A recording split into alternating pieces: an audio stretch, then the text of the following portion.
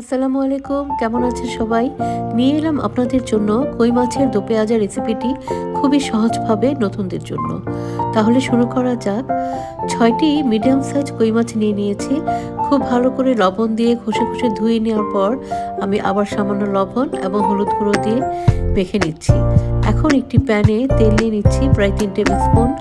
তেলটি গরম হয়ে আসলে দিয়ে দিব আমি একে একে মেখে রাখা কই মাছগুলো। কই মাছগুলি আমি হালকাভাবে ভেজে নিব এপিট ওপিট করে। খুব বেশি কড়া ভাজবো না, কিন্তু কেউ যদি চান তাহলে আপনারা আরো কড়া করে ভেজে নিতে পারেন।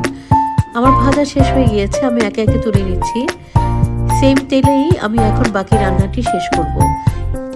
নিয়ে নিচ্ছি প্রায় 1.5 কাপ পরিমাণ পেঁয়াজ কুচি এবং 2টি তেজপাতা মাঝখানে ফেলে দিয়েছি। ভালো করে নেড়ে চেড়ে নিব পেঁয়াজটি যতক্ষণ পর্যন্ত না লাইট গোল্ডেন কালার হয়।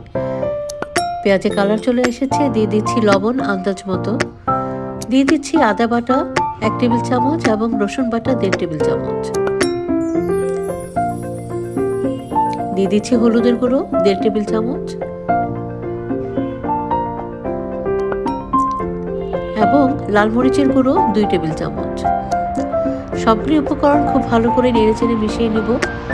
দিয়ে দিচ্ছি প্রায় 1 কাপ পরিমাণ গরম পানি। খুব ভালো করে মশলার সাথে মিশিয়ে মশলাটি কষাবো আমি প্রায় 15 মিনিট। 15 মিনিট পরে আমি 2টি টমেটো কেটে রেখে দিয়েছিলাম, সেটা দিয়ে দিলাম। এখন আমি সবগুলি ভাজা মাছ একে একে দিয়ে দিব। খুব ভালো করে গ্রেভির সাথে মিশিয়ে নিব। এই পর্যায়ে আমি 6 থেকে 8টি কাঁচামরিচ মাঝখানে একটু ফেলে দিয়ে দেব। দিয়ে দিচ্ছি ভাজা জিরের গুঁড়ো প্রায় 1 টেবিল চামচ পরিমাণ এবং রান্না করব আরো 15 মিনিট। খুব ভালো করে সবকিছু মিশিয়ে রান্না করতে থাকবো, মাঝে মাঝে নেড়ে চেড়ে দিব। খেয়াল রাখতে হবে যেন তলাতে না লেগে যায়। 15 মিনিট পর ফিরে এলাম। এখন আমি কিছু ধনেপাতা কুচি উপরে ছিটিয়ে দেব।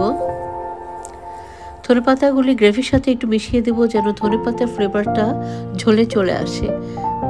পরিবেশনার পালা, একটি সার্ভিং ডিশ নিয়ে নিলাম।